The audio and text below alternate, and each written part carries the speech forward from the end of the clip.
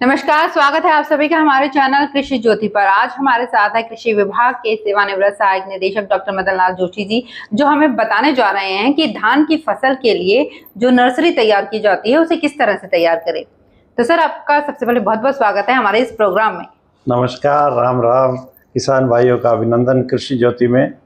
Sir, हमें ये बताइए कि जो धान की फसल है उसके लिए जो नर्सरी तैयार की जाती है, तो वो उसके लिए जो जमीन होती है वो किस तरह से तैयार की जाती है।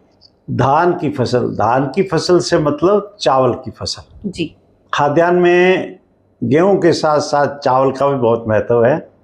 और हम श्री गंगानगर क्षेत्र की अगर बात करें, उत्तर भारत की हम बात करें और इस मई माह के अंदर बात करें, तो ये धान की फसल की नर्सरी लगाने का उपयुक्त समय है। और ये जो नाली बेल्ट है जिसका पानी अक्सर आता है बाढ़ का, अगर बाढ़ का, तो हमारे इस जिले में नाली बेल्ट में होती है और कुछ अन्य क्षेत्र में भी धान की फसल हो जाती है। इसलिए ये नर्सरी लगाने का उपयुक्त समय माह मई का है। इसलिए नर्सरी लगाना किसान भाइयों को इन महीनों में चाहिए। तो क्या हम कह सकते हैं कि जो बुआई का समय है वो मई महीना है?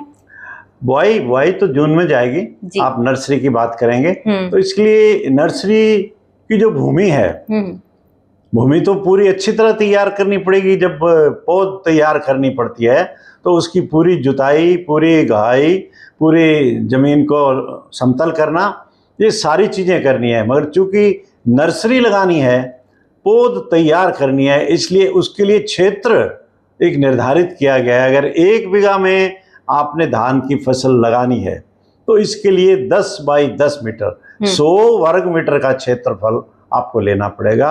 और उसके अंदर आपको छिटकवा विधि से धान का जो बीज है छिटकवा विधि से उसमें डालना पड़ेगा और पानी उसमें 1 इंच के लगभग खड़ा रहेगा। ये धान की फसल की कुछ खासियतें हैं। जबकि बाद में भी जब फसल होती है तब भी ये पानी में खड़ा ही रहता है। इसलिए इसकी नर्सरी तैयार करने के लिए अच्छी तरह भूमि तैयार करके 1 बीघा अगर आपने बुआई करनी है तो उसके लिए 10 गुना 10 मीटर इतनी जमीन में आपको इसकी पौध तैयार करने के लिए छिटकवा विधि से बीज डालेंगे। जी। ये जो बुआई है तो वो किस तरह से करनी चाहिए, इसके बारे में जरा कुछ बताइए हमें।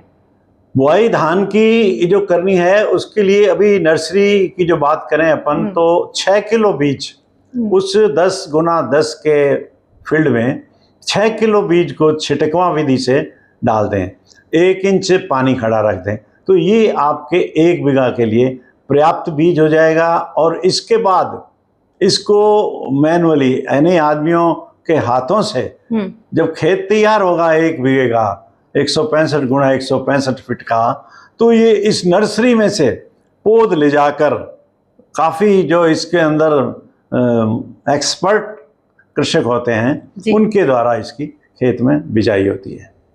तो बीज की मात्रा हम कह सकते हैं कि भाई इतनी होनी चाहिए, वो एग्जैक्टली जो मात्रा है उसके बारे में थोड़ा एक्सप्लेन कर दीजिए। 6 किलो बीज हमें 1 बीघा के लिए नर्सरी में पहले तैयार करना है।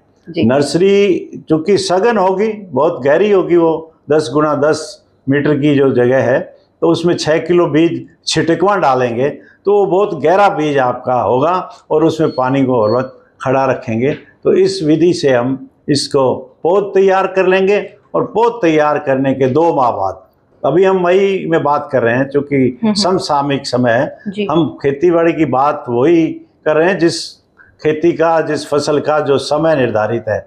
मई माह में चूँकि हम हैं बैठे अभी, तो मई में इसकी जो नर्सरी तैयार करनी है वो हम नर्सरी में बीज डालकर तैयार कर रहे हैं। तो क्या इसके लिए कोई कीट नियंत्रण का भी कोई उपाय है? हाँ, चूंकि कीट तो नर्सरी में भी लगेंगे, तो नर्सरी में जब कीट लगेगा तो नर्सरी में डाइमेथोएट नामक दवा है। डाइमेथोएट का 3 ml दवा, एक तो ये तो कीटनाशक के लिए हो गया।